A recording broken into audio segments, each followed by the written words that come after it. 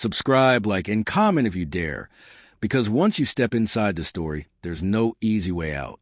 The alarm didn't scream. It whispered. A low, coded chime slid through concrete corridors so thick they swallowed sound. At ADX Florence, silence is a rule, not a courtesy. The message reached control before it reached anyone else. An inmate had stopped responding during count. No shouting, no chaos, just a deviation from routine. And in the most secure prison in America, routine is survival. The cell was a poured concrete box, smooth and pale, with a narrow slit of reinforced glass facing a corridor no one walked unless authorized. Inside, the man sat upright on his bunk, hands folded, eyes open. He hadn't moved. The camera feed showed no struggle, no sudden collapse. He had simply gone still. The guards followed protocol, sealed the wing, and waited. At ADX Florence, even help arrived slowly. This prison sits in a high desert Colorado, ringed by razor wire and watched by cameras that never blink. The men inside are not housed here to be rehabilitated. They are contained. Most spend 23 hours a day alone. Their neighbors are concrete walls. Their voices echo only inside their heads. Survival here isn't about strength. It's about control, of breath, of thought, of time. The inmate's name was Marcus Hale. Officially, he was a high-risk federal offender transferred after orchestrating violence from behind bars. Unofficially, he was known as someone who adapted. He kept his cell immaculate. He followed rules with surgical precision. He survived where others unraveled, which is why his silence set off alarms no one could hear. Special Agent Lena Ortiz arrived after sunrise, her badge checked and rechecked as gates opened and closed behind her. She had seen maximum security before, but ADX was different. It wasn't loud. It wasn't threatening. It was absolute. The kind of place that didn't need to prove itself. The kind of place that turned people inward until there was nowhere left to go. Ortiz reviewed the logs. No contraband flagged. No unusual communications. No recent disciplinary actions. Hale had requested extra library time the week before. Denied. He had mailed a letter, cleared by screening. On paper, he was stable. Too stable. In prisons like this, stability could be camouflage. The warden briefed her in clipped sentences. We don't have fights. We don't have riots. When something breaks pattern, it matters. The medical report was inconclusive. No obvious cause. No trauma. No note. Just a man who had learned how to survive in a place designed to erase him. And then, abruptly, didn't. Ortiz walked the range. Each cell door was identical. Each camera lens stared back like an unblinking eye. She imagined the hours stretching, the minutes grinding down to dust. Survival here meant building routines so rigid they became lifelines. Push-ups at dawn, counting tiles, replaying memories until they lost their edges. It also meant learning the prison's other language, the one without words. Knocks time through walls. Movements synchronized with lights. Messages passed without ever being spoken. A guard mentioned something almost casually. Hale had been communicating. Not verbally, not illegally, just patterns. Requests that coincided with others. Movements that lined up too neatly. Nothing actionable. Nothing provable. At ADX Florence, suspicion without evidence is just another form of silence. Back in control, Ortiz watched the final hours of Hale's feed. He sat, stood, paced 3 steps, stopped. Then he faced the camera and waited. Not panicked, not afraid. Waiting, like someone expecting a knock that never came. When maintenance finally opened the sealed vent behind his sink, they found something that didn't belong there. Not a weapon, not contraband. A folded scrap of paper, creased until it was soft. On it were dates, times, and a single phrase written again and again in careful block letters. By noon, the wing was sealed tighter than usual. ADX Florence didn't react loudly to threats. It reacted by narrowing the world. Doors closed. Access shrank. Information moved on a need-to-know basis, and need was determined by risk. Agent Lena Ortiz felt it immediately. The subtle pressure of a place turning inward, bracing for impact. Count ends tomorrow, the note said. At ADX, count was sacred. It happened with ritual precision, multiple times a day, cameras synchronized with human eyes. For an inmate to suggest the end account wasn't a threat of violence. It was worse. It implied control over timing, over systems, over people who believed those systems were unbreakable. Ortiz began with the logs. She didn't look for messages. She looked for patterns. Requests filed minutes apart across different units. Exercise times that overlapped by seconds. Library denials that clustered on the same days. It wasn't communication in the traditional sense. It was alignment, a choreography only visible when you zoomed out. Hale hadn't acted alone.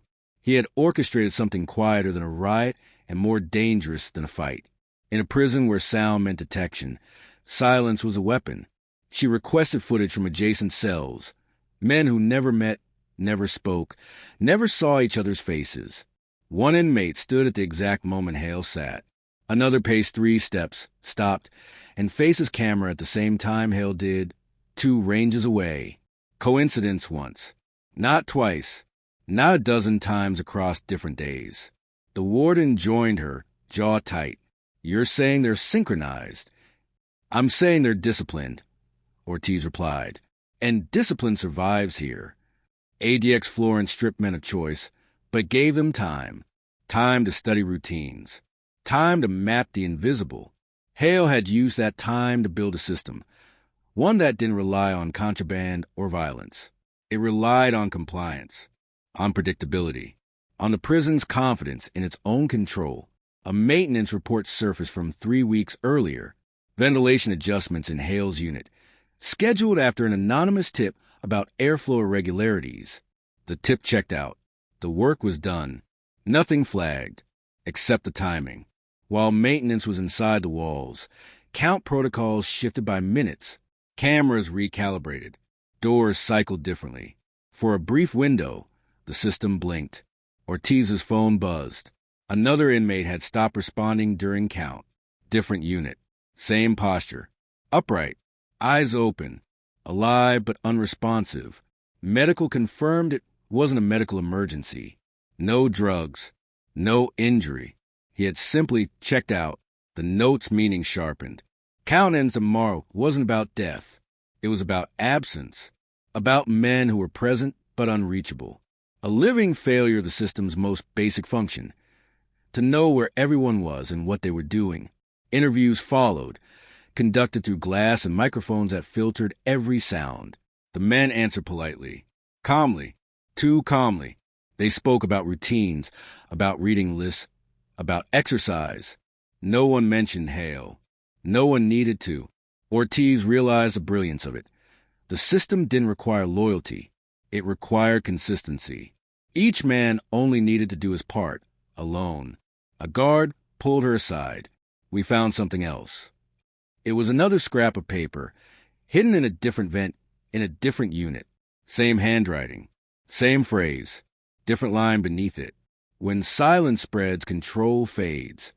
Security escalated. Counts doubled. Staff rotated unpredictably. The prison adapted. But adaptation took time, and time was the one thing Hale had banked in excess. Somewhere in the concrete maze, the system he built was still running, independent of its architect. That night, Ortiz sat in control, watching feeds flicker in perfect order. Too perfect.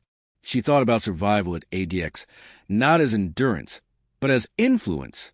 Hale hadn't tried to escape the prison. He had tried to prove something more unsettling, that even here, even now, control could be borrowed. And as the clock ticked toward morning count, one camera feed froze, just for a second, before coming back online. No alarm sounded, but Ortiz knew. The morning count began the way it always did, quiet, methodical, absolute. Lights rose by degrees. Doors remained sealed. Cameras synchronized across wings, their feeds aligning into a mosaic of certainty. On paper, everyone was present. In reality, ADX Florence was about to learn the difference between order and control. Agent Lena Ortiz stood in control, eyes moving from screen to screen. She wasn't looking for chaos. She was looking for the absence of it. The men who had stopped responding were visible, upright, compliant, alive, counted. but unreachable. The system said yes. The humans said maybe. That gap was the fault line Hale had mapped. The frozen feed from the night before replayed in her mind. 1 second of nothing. 1 second was all a system needed to lose its edge. Ortiz ordered a manual verification of the unresponsive inmates, a protocol rarely invoked because it disrupted the rhythm ADX depended on. The warden hesitated. Disruption was risk, but so was certainty built on silence. As teams prepared, a message came from medical. Another inmate, this one previously flagged as synchronized, had regained responsiveness. No explanation. No memory of the last 12 hours. He described it as going inward, as if following instructions he couldn't hear anymore. He hadn't been coerced. He had been trained. Ortiz finally saw the full shape of Hale's system. It wasn't a strike. It was a demonstration. A proof of concept designed to show that control at ADX was centralized, predictable, and therefore vulnerable to timing. Hale had taught men how to disappear without leaving their cells, how to comply so perfectly they became invisible. Survival, in his design, wasn't resistance. It was alignment. Maintenance was ordered to inspect every vent, every seam, every place where routine met access. They found nothing new. The system wasn't physical anymore. It lived in behavior. Then Ortiz noticed a pattern she had missed. The dates on Hale's note matched federal inspection windows.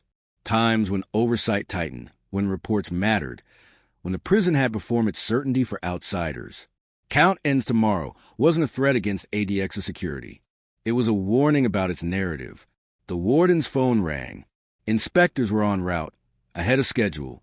If they arrived while inmates were present but unreachable, the implications would be severe. Not a breach, a failure, the kind that erodes trust without a single door opening. Ortiz made a call she knew would be controversial. She recommended breaking the system's silence, temporarily altering routines, staggering counts unpredictably, injecting human judgment where automation ruled. It would look messy. It would feel dangerous. But it would disrupt the choreography Hale had designed. The changes rolled out within the hour. Lights shifted. Counts varied by minutes. Guards spoke when they didn't have to. The prison exhaled noise into places that had known only quiet. One by one, the unresponsive men returned, confused but present. The system, deprived of predictability, lost its hold. When inspectors arrived, ADX Florence passed. Barely. The reports noted procedural anomalies and recommended adjustments. No mention of Hale. No mention of the system. Officially, nothing had happened. Unofficially, everything had. Ortiz stood once more outside Hale's cell. The concrete box looked unchanged. But she understood now that survival here wasn't about enduring isolation. It was about mastering the space between rules. Hale had survived long enough to leave behind a question the prison couldn't erase. Was control real, or was it just the agreement to follow a pattern? Weeks later, as routines settled into their new unpredictability, Ortiz received a final report. No further incidents. No synchronized behavior. The system had adapted. At the bottom of the file was a scanned image recovered from Hale's belongings. Missed the first time because it looked like nothing at all. A blank page, except when you adjusted the contrast. Faint lines emerged. Not words, not dates, just a grid, imperfect hand-drawn like a map. ADX Florence hadn't been breached, but it had been studied, and somewhere in the silence it reclaimed, a truth remained. The toughest prison in America had been outplayed without a single door opening.